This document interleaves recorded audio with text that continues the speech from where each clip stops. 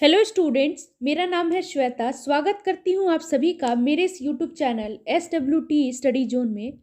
Listeners, आज के इस वीडियो में हम वेल्थ सेंटर्ड डेफिनेशंस यानी कि धन संबंधी परिभाषाओं के बारे में जानेंगे। सो लिसनर्स, आइए स्टार्ट करते हैं।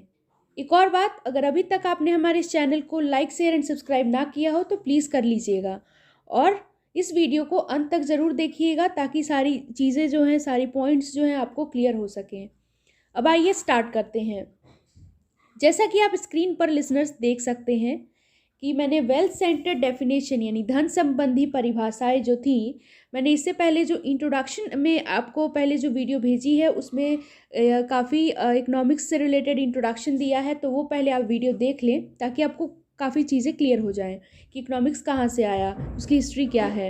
अब हम आज बात करने वाले हैं जैसे कि वेल्थ सेंटर डेफिनेशन के बारे में, यानी कि धन संबंधी परिभाषाएं। तो जैसे कि हम जानते हैं कि एडम स्मिथ, जेबी से, JS मिल, इन लोगों के द्वारा दी गई थी।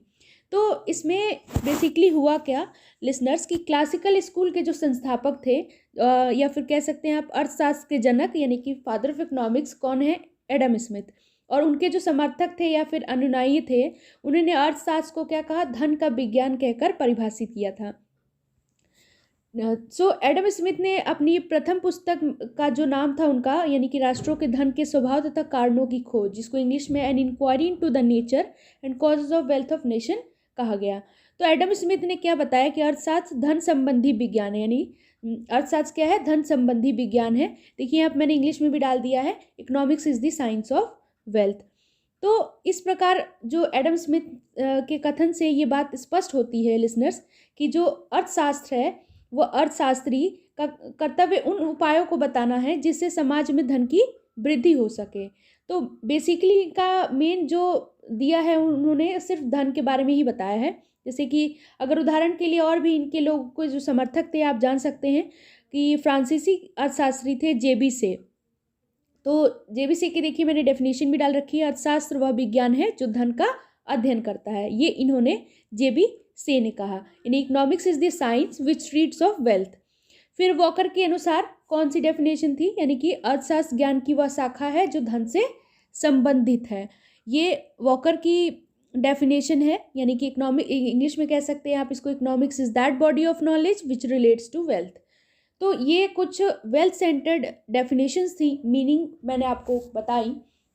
अब आइए बात कर लेते हैं इसके कैरेक्टरिस्टिक्स के बारे में, यानी कि धन संबंधी परिभाषाओं की कुछ विशेषताएं हैं, उनके बारे में बात कर लेते हैं। जैसा कि सबसे पहला आप देख रहे होंगे स्क्रीन पर, पहला है धन का महत्व, यानी कि इम्पोर्टेंस ऑफ वेल्थ। तो इसमें लिसनर्स क्या बताया गया बेसिकली कि जैसे आप धन का महत्व यानी कि जान सकते हैं कि एडम स्मिथ या फिर और भी उनके जो परंपरावादी अर्थशास्त्री थे, जो भी उनके द्वारा परिभाषाएं दी गई थी, वो पूर्णतः किस पर केंद्रित थी? वो धन पर ही केंद्रित रही हैं। तो परंपरावादी जो अर्थशास्त्री मानते थे कि मनुष्य की जो आर्थिक क्रिया है का जो उद्देश्य होता है वो मेन क्या होता है कि धन अर्जित करना, यानी कि धन कमाना। तो जिसके लिए वो क्या करता है? हमेशा प्रयत्न करते रहता है कि उसके पास और भी धन आए, और ऐसा करने से क्या होगा? राष्ट्र के धन में यानी कि उसमें वृद्धि होती है। तो कुल मिलाकर इनके अनुसार मतलब ये था कि सभी सुखों का आधार क्या है? धन ही है। तो पहला तो ये हो गया आपकी कैरेक्टरिस्टिक्स। दूसरा बात कर ले, दूसरा आपका है आर्थिक मनुष्य की कल्पना, यानी कि इमेजिनेशन ऑफ इकोनॉमिक मैन। इसमें क्या कहा गया कि एडम स्मिथ और भी परंपरावादी अर्थशास्त्री का स्पष्ट मत था कि मनुष्य का जो अंतिम उद्देश्य होता है कि धन की प्राप्ति करना होता है। तो इन्होंने मनुष्य को कभी ऐसा कोई कार्य करना पसंद नहीं करेगा जिसमें उसको धन का अर्जन ना हो, यानी कि जिसमें वो धन ना कमा सके। तो ये दूसरा इनका कैरेक्टरिस्टिक्स था इस वेल्थ सेंटर्ड के अकॉर्डिंग। तीसरा जो कैरेक्टरिस्टिक्स आप देख सकते हैं स्क्रीन पर, तीसरा मैंने दिया है राष्ट्र की समृद्धि व्यक्ति की समृद्धि पर निर्भर, यानी कि इंग्लिश में इसको कह सकते हैं prosperity of a nation is dependent on the prosperity of its people. इसका क्या मतलब हुआ कि जो परंपरावादी अर्थशास्त्री थे उनका मानना था कि मनुष्य की जो आर्थिक क्रिया होती है, इकोनॉमिक एक्टिविटीज़ होती हैं, उनका अंतिम उद्देश्य है यानी कि जो एम होता है वो धन की प्राप्ति है। क्योंकि व्यक्ति समृद्ध होगा तो जो नेशन है उसके धन में भी वृद्धि होगी, यानी राष्ट्र के धन में वृद्धि होगी। मतलब ये है कि राष्ट्र भी समृद्ध होगा। तो ये इनकी कैरेक्टरिस्टिक्स में ये 3 पॉइंट्स थे जो मैंने आपको डिटेल में डिस्कशन कर दी। अब बात कर लेते हैं क्रिटिसिजम्स की, यानी कि धन संबंधी परिभाषाओं की आलोचना। अब भाई जाहिर सी बात है कि अब सिर्फ इन्होंने धन पे ही ज़्यादातर फोकस किया है, तो कुछ लोग तो आलोचना करेंगे, क्रिटिसाइज करेंगे, यानी criticisms of well centred definitions की बात कर लेते हैं लिसनर्स। तो सबसे पहला है धन पर आवश्यकता से अधिक बल, यानी कि ये जो परिभाषा है, ये इसमें जो परिभाषाएं दी गई हैं, यह परिभाषा धन अथवा संपत्ति पर आवश्यकता से अधिक बल देती है। ये तो एक क्रिटिसिज्म हो गया। दूसरा, अर्थशास्त्र के क्षेत्र को सीमित एवं संकुचित।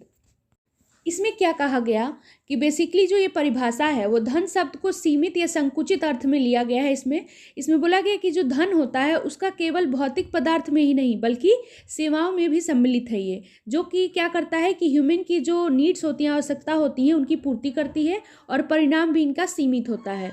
लेकिन इसमें जैसे कि बोला गया है कि धन को संकुचित अर्थ में लिया गया है, जैसे कि बोला गया है कि इसका क्षेत्र काफ़ी सीमित हो जाता है।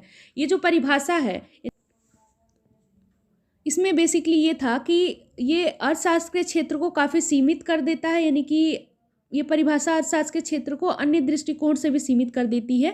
जैसे कि कहा गया है कि अर्थशास्त्र को धन का विज्ञान ही स्वीकार कर लिया जाए अगर, तो अर्थशास्त्र केवल उन्हीं पर्सन्स पर, उन्हीं व्यक्तियों की क्रियाओं पर ध्यान देगा, यानी कि उन्हीं का अध्ययन करेगा जो धन का उत्पादन करने में लगे हुए हैं, और ऐसे व्यक्ति यानी कि जो धन का उत्पादन नहीं कर रहे हैं तो वो इससे बाहर हो जाएंगे। तो ये एक क्रिटिसिज्म था। तीसरा, जैसा कि आप स्क्रीन पर देख सकते हैं, आर्थिक मनुष्य की कल्पना, यानी कि the imagination of economic man, इसको इंग्लिश में आप कह सकते हैं। इसमें क्या है कि एडम स्मिथ ने अपनी परिभाषा में एक इकोनॉमिक मैन की कल्पना की है, आर्थिक मनुष्य की कल्पना की है, जिसका अंतिम उद्देश्य क्या है, केवल धन की ही प्राप्ति करना है। लेकिन वास्तव में ऐसा सोचना ही गलत है। क्यों? क्योंकि मनुष्य केवल धन के लिए ही कार्य करता है, धन के लिए ही कार्य करता है, क्योंकि मनुष्य प्रेम, दया या फिर बंधुत्व, देश प्रेम की भावना से भी प्रेरित होकर कार्य करता है। तो इसलिए भी ये भी एक इसके क्रिटिसिज्म में आता है।